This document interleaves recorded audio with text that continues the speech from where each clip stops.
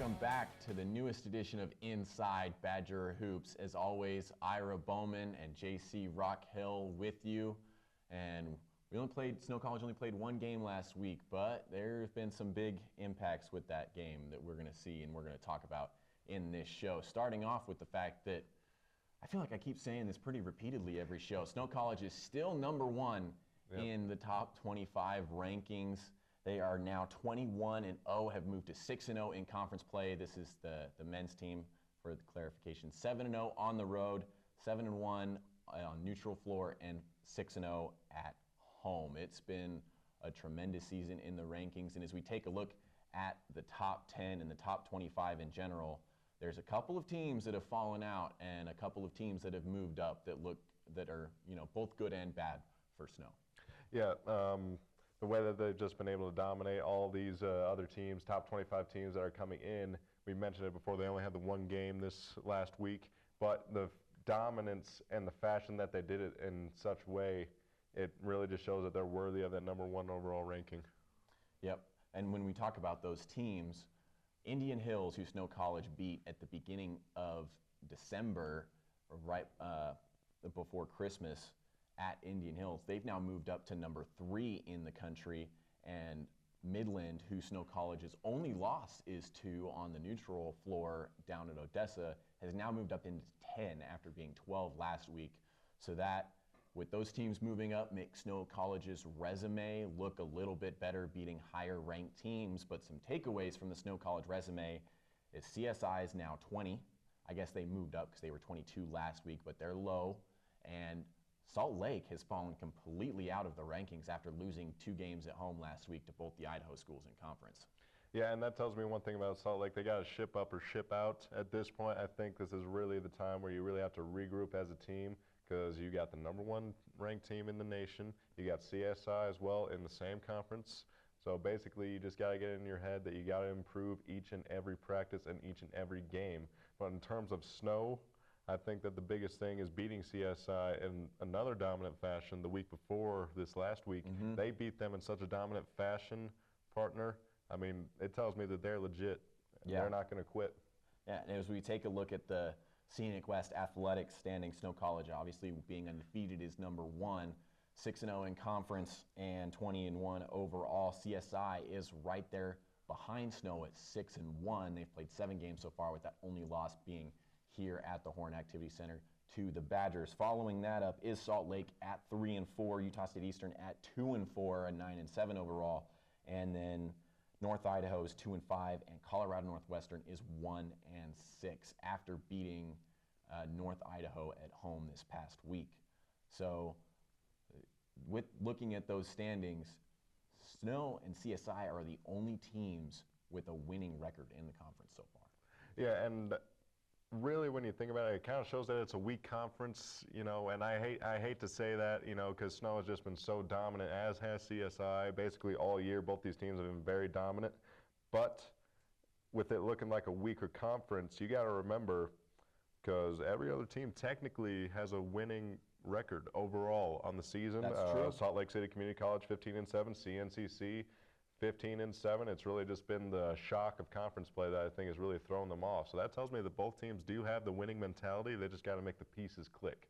Oh, and I think I'd argue the other way. I think that this conference is actually pretty deep. It's just a little top-heavy. The gap between CSI and Snow is between those two teams and Salt Lake is getting bigger. But entering conference play, I mean, at the beginning of conference play, when Snow College played at Salt Lake, it was number 1 Snow versus number 4 Salt Lake. Mm-hmm. And obviously now they've fallen out after losing 4 games in conference. But these teams are still just as good as they were. They just aren't perceived as good as they are because they aren't producing like they have been. And Snow College has been able to maintain this with quite a few fantastic team stats that we've taken a notice to.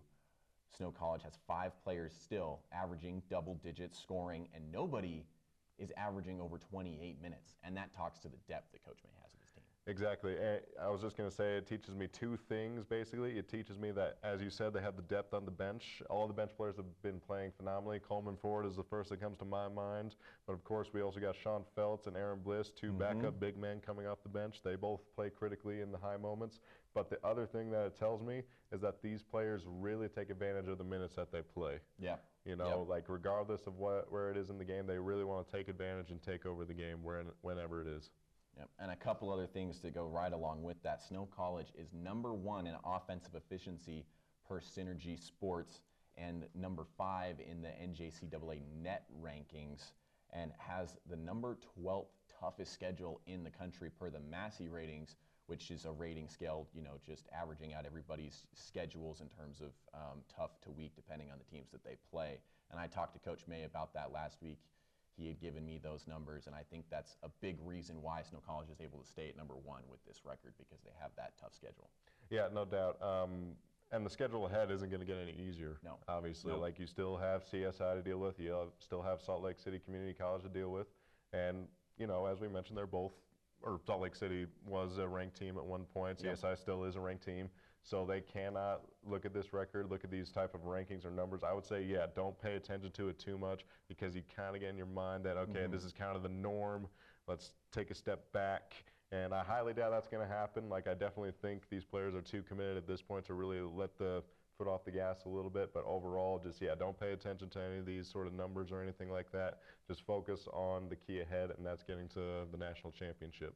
Well, and Coach May had his team focused on the one game they had last week, and that shows with the final score. Snow College hosted Utah State Eastern for their 6th conference game, and my goodness, did they show up. 120-78 was the final score for a Snow College victory, a 42-point win, and it was without the second leading scorer on the Badgers, Isaac Garrett, after he twisted a bit of an ankle in the in the CSI game last week.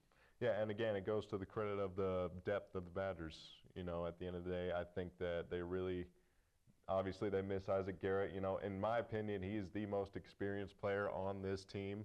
No doubt, you know, that 6'9" frame really helps defensively and offensively, and he has improved dramatically, excuse me. But I think, again, the credit's going to go to both the coaching staff and the depth at the bench that the Badgers have, and the hunger that those players have game in and game out. All right, so I'm going to read off some stats to you for this game, and I just kind of want you to tell me how you think it happened, because it is a conference game, and when Snow played at Utah State Eastern, it was only a 2-point win because Mark Huber missed a buzzer-beating 3 from just inside half court, and it was a good open look, and I thought it was going in watching it. So after escaping at Price, the Badgers win by 42, and they did it by shooting 64.2% from the field, so that's 43 of 67, 57.6% from 3, 19 of 33 on three-pointers, 83% from the free throw line, and had 31 rebounds, 35 assists, and get this, only 6 turnovers. That's 35 assists on 43 made field goals with only 6 turnovers. That is an incredible assist to turnover ratio and assist to field goal ratio. How did they do that at home? I think the biggest thing is just the home court advantage, really. I mean, when you look at the difference between the last game the game in Price compared to this game last week, you look at these numbers, it's a day and night difference. They had double-digit turnovers last week. I think it was 14 or something. I believe so. So to cut it down to 6 turnovers in the entire game and have 35 assists against that, I mean, that tells me that each player is very unselfish when it comes to distributing the ball and finding open targets for open shots. I think that it's something that Coach May has really emphasized. Don't be selfish with the ball. Make sure you're really confident in the person you're passing to, and the results will show. Yep, and that showed early in the game. Snow College got out to a 10-point lead early within the first 5 minutes, and it was cruise control for the Badgers from then on. Mark Brown Jr. finished with a double-double, 17 points and 10 assists. He led the team in assists. There was a couple players that were just right there short of him. And Sean Feltz also had a career high in this game. He had 18 points, 5 rebounds, 3 blocks, and 2 steals. And that's a career high in points for him. But when Coach May was asked in the post-game interview with Gary on the broadcast, it was, Coach May had said that that wasn't the most important thing that he did for them on the floor. It was his defense. Exactly that. When I was watching him play that defense, I told you this yesterday when we were getting our prep and everything, watching him play on the defensive end, he gave me some real Ben Wallace sort of vibes, back with the 04 Pistons and everything like that. The way he was just containing everything, he was communicating well, he was just getting the job overall. Those 3 blocks are definitely the emphasis of all of that. And I really just think he's going to be a real key going forward now that we've seen what he can do when he's really in the zone. Yeah, Sean Feltz, like the 3 blocks, like you mentioned. Aaron Bliss also had 3 blocks, and we talked about this, that Sean Feltz and Aaron Bliss on the floor together, or whatever type of 2-big combination that Coach May wants to go with, they all seem to play well together, whether that's Bliss and Feltz, whether it's Lemke and Feltz, whether it's Lemke and Bliss, or any of those 3 players on the floor together, they tend to play well. And that was something I was curious to see because Isaac Garrett wasn't in the game, and obviously they all play well with Garrett on the floor. Yeah, no doubt. Basically what I'm going to sort of end off with in terms of this 3-man punch, basically with Bliss, Feltz, and Lemke, I do believe that they all play well together when it's just the 2 of them on there, but I think Lemke deserves a little more credit on the offensive end. Personally, like we saw him hit that 3 earlier, so it tells me against CSI. Yeah, exactly. Yeah. It tells me he's a threat regardless of where he is on the court, whether it's deep inside the paint or outside the 3-point line.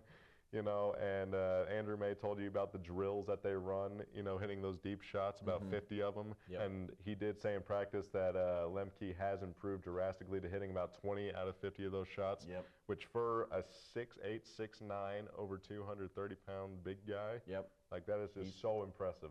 Yep, I couldn't agree more. And Lemke's the 6th leading scorer on the team. He's the first, the highest scorer per game that's not in double figures for the Badgers, and I believe it's 8.8. I'm not positive, but I believe that's what it was when I looked at it last. One of those guys who is still averaging double figures is McCaden Adams. He finished with 20 points in this game against Utah State Eastern, 17 of them coming in the second half. He went 6 for 10 from 3 and 7 of 11 from the field. So it took a lot of 3-pointers, but man, they were falling. I mean, you want to talk about a second-half production. I mean, that guy was the superstar really from the start, in my opinion. He was the second guy on the team to hit 6 threes in total for the game. The other guy was, of course, Isaac Finlinson. Yep, and we'll get to that. Yep, and I think when it comes to McCaden Adams, he's really a guy that when he locks in, it's the same case for players that I mentioned earlier, in terms of guys coming off the bench, and that's what Adams is. He's really accepted that role, and he really excels in it, and he's really the guy that I really think of first when it comes to really taking advantage of the minutes you get. Yep. And when we look at the Utah State Eastern side of this, when they came into here without their leading scorer, Mark Huber was out for this game. Yep. So that's Utah State Eastern's leading scorer out, Snow College's 2nd leading scorer out. But somebody who stepped up for Utah State Eastern was Sebastian Rosado. He finished with 18 points in 32 minutes after only having 2 points in 8 minutes in Price in the previous matchup. He played well, but the problem for Utah State Eastern was that the Badgers had 4 players that had 18 points or more in this game. Yeah, that's true. Obviously, I'm going to give credit out there to Rosado at the gate. You want to talk about stepping up when the big starter is out. He did exactly that. But, of course, I got to go back to the Badgers. The fact that they were able to shut down a majority of such a strong Utah State Eastern core was just so impressive. Yep. And it's just from everywhere on the court on defense, guarding the paint, guarding the perimeter. Again, the communication was strong, I think, on defense, and it was really just an all-out great effort. Yep. And we barely even talked about the best player on the floor in this game, which was Isaac Finlinson. He played a phenomenal game, maybe one of the best of his in a Snow College jersey. That's why he's this week's King of the Court. And I'm going to let you guys take a look and see why. Mark Brown Jr., high post to Finlinson. Finlinson steps back, shoots the 15-footer. It's good. Finlinson shoots the 3 and answers the 3. Ike Finlinson bounce pass. Gives it up to Finlinson, who loads another 3 and hits another 3. Line kicks it out to Mark Brown. Gets it back again, top of the key for 3. Front of the rim, back of the rim, front of the rim. Or actually Brooks Jones, sorry. Alley-oop to Finlinson, and he lays it in. Ike Finlinson, long three, in, out, and back in again. What a shoot way outside. Inside Lemke, Lemke with the dunk. Made left, goes to the right. Back to Finlinson, Finlinson reverse layup is good. Ike Bowman forward, high post. Around the perimeter, Finlinson another three. Unbelievable. Inside for Bliss, Lemke came to the high post. Finlinson goes all the way to the hoop, puts it up with the left hand, and it's good. His first two of the second half. He has 5. Finlinson will start again. Unbelievable. Eastern. Phelps up high, backdoor. Finlinson, slam dunk. Ike now around to Chance Trujillo, out of the corner for 3. Around and out, no good. Guess who's there to follow it up? The dribble line goes backdoor to Bowman forward. To Finlinson, who was on the cut, and he gets the layup.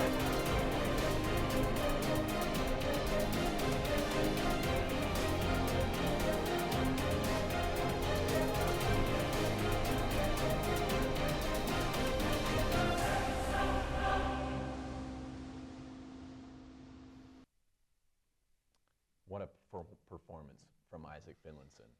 35 points. You guys just watched 32 of those 35 points. He went 3 for 3 from the free throw line to finish out with a career high 35 points.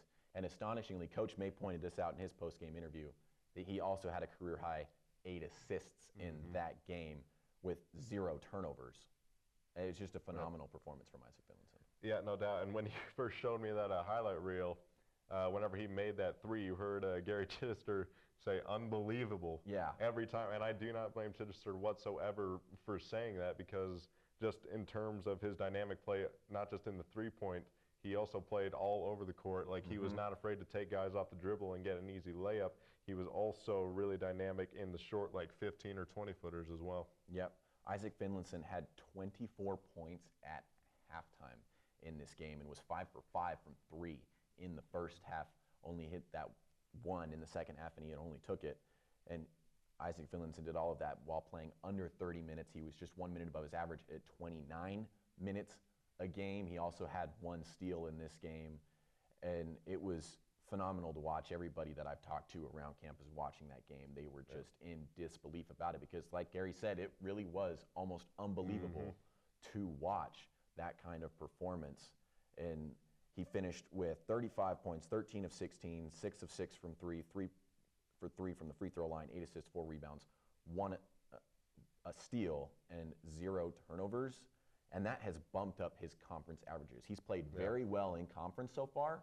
Right now, Isaac Finlinson is averaging 22.7 points per game in conference play, shooting 57.1% from the field, and shooting 45% from 3 while averaging 6.7 rebounds and 3 assists. I mean, when you look at that stat sheet, it's really just unbelievable. You know, the fact that he's maintained such a high level of play, you know, and the fact that he shot up in 1 game in terms of his assists, averaging 3 and shooting up all the way up to 8 assists in 1 game. It's just been really impressive to watch, and I know that Andrew May would agree with me when I say that he's going to be a real top weapon for the point guards to look out there on the perimeter and on the cutbacks on the baseline. Yep.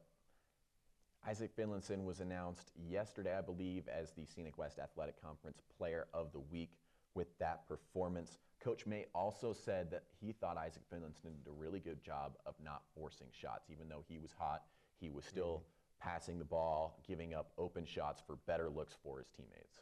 Yeah, no doubt, and it just, again, shows that each player is a, you know, team player first and foremost, you know, like, and Finlinson is the poster child, I think, for that. You know, he's always the one that's looking for where his teammates are at, making sure that they're comfortable with the offensive set that they're going into, and he's really just out there for his teammates as well. And the other thing that I really like about Isaac Finlinson is that he does everything with class. You know, like whenever you see him hit a big shot, he's not going to flex. He's not going to celebrate for an extra second or 2. Nope, it's get back on defense and get to work, make sure everybody's on the same page. Yep, I've never heard Isaac Finlinson really do any type of flex or talk any kind of trash, and that's just big class from him, like you said, for sure.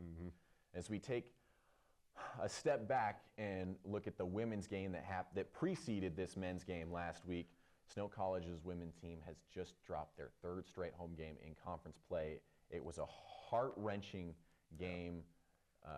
Right now, the women's team have fallen to 12-9 overall, 1-5 in conference, 5-4 at home, and a 51-50 loss against Utah State Eastern. Yeah, just an all-out heartbreaker, like you mentioned. You know, the fact that they kept it that close as long as they did. They did have an opportunity to win the game, but it was just going to come back to really what's been the cardinal sin of this team, and that's the turnovers. Because they turned the ball over 33 times in one game. And I am going to give them a little bit of credit because they did keep it such a short game. Yeah. But regardless, Yeah, if you turn the ball over 30 times, it's just going to be a guaranteed loss, in my opinion. I mean, they almost had a win with 33 turnovers. It was Snow College, the women's team had led at halftime by 5, and at the end of the third quarter by 5 in this game. So it was a very close game, and then right down into the fourth quarter, the women were up by 5, with 2 minutes and 58 seconds remaining, and the ensuing possessions were a mix of turnovers and missed shots for the Badgers that ended up with CSI being fouled with 0.3 seconds on the clock in a tie ball game at 50-50 with a chance to win it at the free throw line. USUE player hit 1 of 1 free throws. I forget who it was that shot the free throw. I believe it was Scrivener, but It was, yep. I remember I was commentating that game. I saw her drive into the paint, and as soon as the foul was called, like I almost had my hands on my head over my headset and everything because I was just in disbelief about just how everything transpired. And it was really hard for everybody in the gym to tell if they had called a foul or not because the whistle was blown like just split second before the buzzer had gone off, and so not really everybody could hear the whistle. And then after discussion with the referees and the scores table, there was 0.3 seconds on the clock. Scrivener went 1 for 2 from the free throw line and won Utah State Eastern the game on the road. However, there is a bright spot to this game. Iona Bay came back 2 games ago against CSI, but she had a breakout game, her first breakout conference game, I would say, this past week against Utah State Eastern, finishing with a double-double, 15 points and 10 rebounds. I thought she played very well. Yep, no doubt, and I'm going to brag again here because I'm 2 for 2 in the last 2 weeks. Okay, I'm 2 for 2. I called it again, Iona Bay. You are the queen of the court. Congratulations. And, I mean, just an outstanding performance, you know, a double-double, the 15 points, those 10 rebounds, 8 of which came on the defensive side. So, no doubt, a really great performance from Iona Bay. She was a defensive stalwart, like you mentioned. You know, she had the 1 block, 2 steals, and she also had 2 assists, which is really rare from dominantly post player. So I think the defensive presence was huge, as you mentioned, and the rebounding just came in the clutch for them. But sadly, a loss is a loss, but definitely not a performance that I think Iona Bay is going to hang her head about. Yep, and I think there's plenty of good things that we saw watching that game from the women's team that they can build upon. If they were to just limit those turnovers, they should be able to pull out some victories here in this later half of conference play, and that because they've played well offensively. I mean, 50 points is less than what they have been scoring, but they've played well defensively throughout these games. They haven't allowed a massive blowout. I'd say probably their worst defensive performance was when they allowed Galindo to score 40. But outside of that, and I mean, they didn't even allow a whole lot of points in that game. But outside of that, the Badgers defense has played very well. I've been impressed with it in conference play. And very consistent as well. Agreed. And they've just got to step up a little bit more on the offensive end, which we'll see if they can do that on Thursday against North Idaho. At Southern Idaho. So this Thursday, Snow College men's and women's both travel up to Southern Idaho Community College, and they'll go from there to North Idaho. So it's 1 stop, 2 stop, and then back to Ephraim. And that game will be at 5 p.m. The last time CSI and Snow played on the women's side, the Badgers lost 67-51 after it being a 1-point game at the start of the fourth quarter. CSI has also moved up to number 14 in the women's side of the national rankings, and they're 6-2 overall in conference and 18-4 overall. They've been playing very well. So, JC, what are some things that the women are going to have to do in order to come out with the road victory in their second road victory in conference play? Yeah, I think the first key, first and foremost, is that you need to have multiple double-digit scorers. You know, we haven't seen them have a game where they've had 2 people with double-digit points. You know, Ayanna Bay, Brooke Pennington, they've had double-digit points in the past season. Malia Elliott, of course. But the problem is that they have not got that second piece in quite a while. So I definitely think the biggest thing for them is going to distribute the ball well and really target the superstars and see if they can really get them moving on offense. Yeah, I couldn't agree more. And then the second, we've already talked about it, limit turnovers, shoot for less than 20 and definitely less than 30. And then the other one is limit CSI bench points. I mean, CSI had 40 bench points here at the Horn Activity Center. Yeah, and that tells you that they have a big depth on the bench. So I definitely think in terms of the Badgers, they need to step up. The bench players in particular, to be more specific, they need to step up a lot more in this game and really try to even out what CSI is going to bring coming off the bench. Yeah, I couldn't agree more. Now when we take a step now into the men's game, Isaac Garrett, Coach May said that Isaac Garrett is planning on playing in this game. He should be healthy enough with that ankle to play at CSI this Thursday. CSI is now number 20 in the country, as we already mentioned, second in conference standings at 6-1. Snow College won the previous matchup 110-82. However, this game's being played at CSI, and CSI has been on a roll. They just beat Salt Lake and Colorado Northwestern. The Colorado Northwestern game was a really close game as at Colorado, but regardless, now Snow going on the road to Southern Idaho's home turf or home court, making that, coming out with the win in that gymnasium is going to be very difficult for Coach May's team. Yeah, no doubt. You know, with CSI, you know, they're averaging 86.9 points per game, 45% from the field, 33 from three, 71 from the free throw line, 45 rebounds a game, and that's really edges out the Badgers in terms of that. So I think for the Badgers, they're really going to have to step up in terms of rebounding going against this team being the away team, and they also averaged 16.4 assists. I'm not too worried about that because of how disciplined the Badgers have been on defense so far in conference play, so I'm not too worried about that. But overall, I think they're really going to want to keen in and focus on getting the big boards, especially offensively. Yeah, and those boards will help the Badgers limit paint points. If you're able to limit offensive rebounds for CSI, that should allow the Badgers to give up less second chance points and win less paint points. And that's another key, is limiting those paint points, because CSI had 40 paint points here at the Horn Activity Center in the last go-round. Yeah, no doubt. And I definitely think Coach May is going to turn to Feltz and Aaron Bliss, seeing what they're capable of defending in the paint. So I definitely think they're going to be the two guys coming off the bench a lot more in this game, wanting to step up and really get those more blocks and really just shut down everything that goes inside their paint. Yeah, and two things that you and I both agreed on when prepping for this was that Snow College just needs to continue to do what they're doing, what they've been doing at home, and translate it to the road. So that's move the ball, shoot well from the field, and play with single-digit turnovers. Yep. And then on Saturday, the women and the men will both travel up to North Idaho. That game will be, the first game will be at 1 p.m. for the women and at 3 p.m., for the men up at North Idaho Snow College. The women's, their last matchup, lost at home 72-57.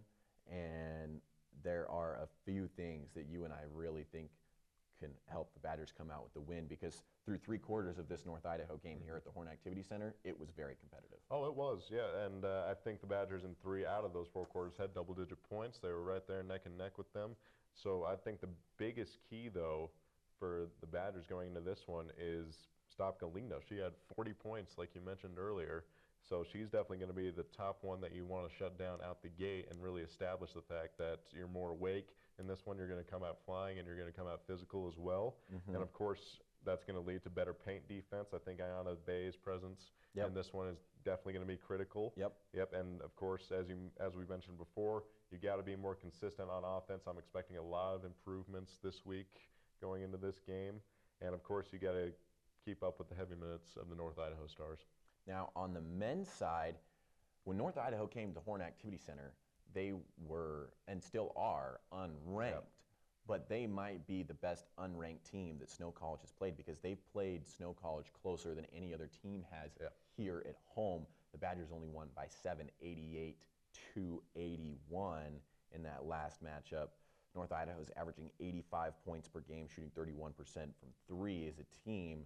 But this North Idaho men's team has a player by the name of Von Weems, who averages, I believe it's still 20, 29 points, if not up to 30 points per game. Yeah, and the last time they did play each other, Von Weems, he was number one in the nation in at point averages. Yeah, 29 and a half points. He was the number one guy with points per game. So, yeah, again, he's definitely going to be the guy that you want to shut down. Yep.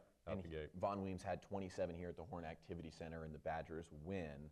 And then over the weekend, when North Idaho beat Salt Lake in Salt Lake by 22, Von Weems had 36 points and 14 rebounds. So he's getting into a rhythm in conference play right now, and that's going to be the Badgers' biggest key, is locking in on him in this game at North Idaho on Saturday, February 1st. Yeah, no doubt. And obviously he's going to be the target. And this is actually going to be my prediction for King of the Court this next week.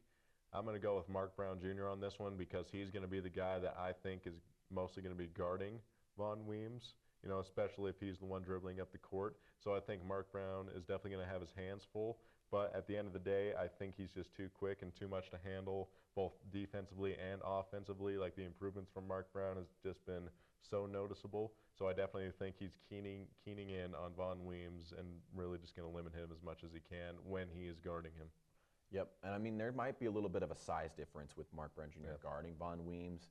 If it were me in charge, obviously I'm not, but I would prefer to put somebody more like Chance or Finlinson on him, just for the size and strength-wise, to try and keep up with them in terms of making things difficult, because taller, longer defenders are harder to score against. Yeah, and that's what, like I'm saying, like when Von Weems has the ball in his hands out the gate, I definitely think we're going to see that one-man press defense trying to slow him down. Make him use up some shot clock. Yep, I can see that too. And then the last thing is probably limiting fouls, early fouls, not letting North Idaho get to the free throw line early in both halves. Yep. I can't remember how many free throws it was, though, that took, but it was really just the second half by the Badgers where they looked a little tired, and that sloppy play results, the fatigue really sets in, and that leads to those fouls. So you really cannot have this going into this one. And I think the biggest and last key going into this game is to continue to get those easy buckets that we've seen from the last few games. When the Badgers are really good in transition offense, they've been able to get quick and easy buckets. So that's going to be a really big key, I think, for them going into this one. Yep, North Idaho was 10 for 14 in the second half on free throws in the last matchup, and they were 12 for 18 overall. So yeah, second half fouls, when the Badgers were getting a little bit tired defensively, were definitely a factor in that ball game. And so we'll take a look at those games, and we'll have fun watching them, and be right back here next week for you here on Inside Badger Hoops on Watch It Snow TV. Thank you very much for watching, everyone. Have a great day, night, whatever it is.